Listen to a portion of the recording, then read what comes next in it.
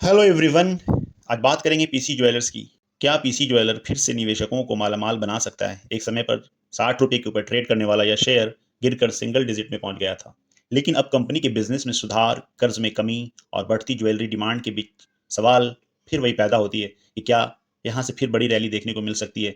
क्या यह अपने मैक्सिमम हाइट 60 रुपीज़ तक जा सकती है? अभी भी मौका है या नहीं? आइए एनालिसिस करते हैं। आप प्लीज़ वीडियो के अंत तक बने रहें।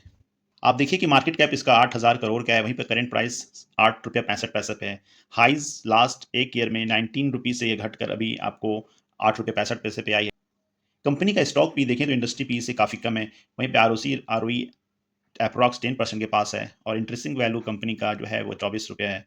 अगर आप 5 साल पहले कंपनी के मार्केट कैप देखते तो 1261 करोड़ का है, वहीं पे अभी आज मार्केट कैप 8390 करोड़ का हो गया है। क्वार्टरली बात करें तो कंपनी जो पहले नेगेटिव में ऑपरेटिंग प्रॉफिट हुआ करती थी, वो कंपनी अब बढ़कर धीरे धीरे ईयर ऑन ईयर देखें, मार्च 24 में -2 था, वो बढ़कर 145 करोड़ पॉजिटिव में हुआ और अभी 164 है। वहीं पर नेट प्रॉफिट भी जो पहले नेगेटिव हुआ करती थी, वो अब 150 करोड़ के आसपास है। हालांकि ईयर ऑन ईयर कंपनी ने जबरदस्त रिटर्न दिया है, 95 से 153, लेकिन लास्ट 3 क्वार्टर से कंपनी की प्रॉफिट में कमी आई है।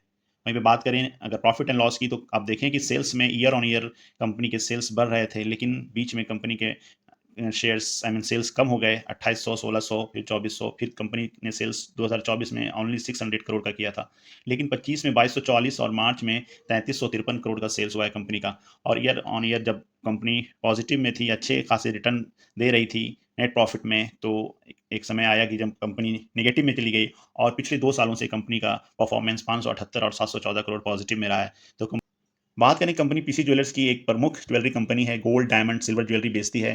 कंपनी भारी कर्ज, कमज़ोर बिक्री, निवेशकों का भरोसा कम होना, इस वजह से शेयर में भारी गिरावट देखने को मिली है। हालांकि बात इनके इंप्रूवमेंट की जाए तो कंपनी लगातार अपना कर्ज कम कर रही है, जो मैंने आपको दिखाया। ऑपरेशन को बेहतर बनाने पर काम कर रही है। ज्वेलरी सेक्टर में शादी और फेस्टिव सीजन की मांग बढ़ती है, तो उस वजह से कंपनी के प्रॉफिटेबिलिटी में भी ग्रोथ आता है। भारत में ऑर्गेनाइज ज्वेलरी मार्केट तेजी से बढ़ रहा है और इसका फायदा पीसी ज्वेलर्स जैसी कंपनी को मिल सकता है। हालांकि निवेशकों को यह याद रखना चाहिए कि कंपनी अभी पूरी तरह से पुराने संकट से बाहर नहीं निकली है। फ्यूचर की बात करें तो ज्वेलरी सेक्टर डिमांडिंग ग्रोथ रहा है इंडिया में।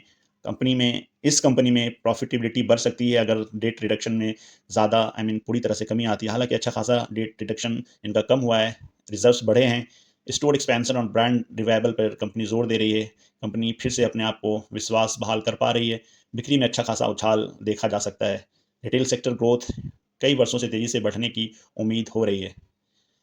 अब सबसे बड़ा सवाल है कि क्या ये कंपनी फिर से 60 अपने टारगेट पे जा सकती है? अगर कंपनी का टर्न अराउंड सफल रहा और कर्ज में कमी आती गई, तो लॉन्ग टर्म में शेयर में अच्छी ग्रोथ देखने को मिल सकती है। लेकिन जोखिम यह है कि गोल्ड प्राइस में उतार-चढ़ाव होता रहता है। अगर बिज़नेस रिकवरी उम्मीद से धीमी हुई और ज्वेलरी सेक्टर में पता है कि बहुत ज़्यादा कॉम्पिटिशन है ज्वेलरी सेक्टर में, इसलिए केवल वही निवेशक विचार करें जो जोखिम सह सकते हैं, क्योंकि इसमें कॉम्पिटिशन बहुत है। अनऑर्गनाइज़्ड सेक्टर पूरी इंडिया में भरी हुई है। कुछ कंपनियाँ हैं जो इसमें काम करती हैं। आप भी प्लीज़ पीसी ज्वेलर्स के बारे में बताएँ और आपको क्या लगता है ये कंपनी ₹8 ₹9 वाली कंपनी क्या 60 रुपीज़ तक जा सकती है अगले 5 सालों में? अगले 5 सालों में क्या आपको 5x का रिटर्न दे सकती है? कमेंट करके ज़रूर बताइए माय डियर फ्रेंड। अगर वीडियो पसंद आया तो प्लीज़ लाइक करें, हमारे चैनल को सब्सक्राइब करें और ऐसे ही शेयर मार्केट एनालिसिस के लिए जुड़ें। Hope you like it. Thank you very much. Have a good day. Enjoy. Bye bye.